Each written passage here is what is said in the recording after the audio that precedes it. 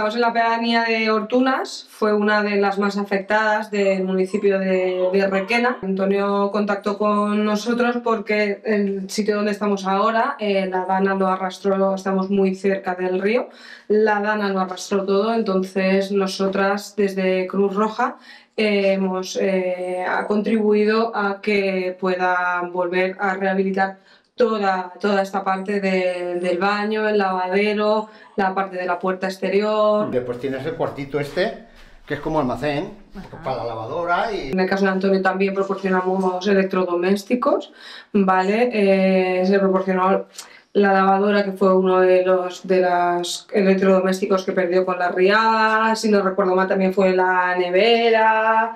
En todo lo que hemos podido ofrecerle y él ha considerado que necesitaba la ayuda de Cruz Roja, ahí hemos estado.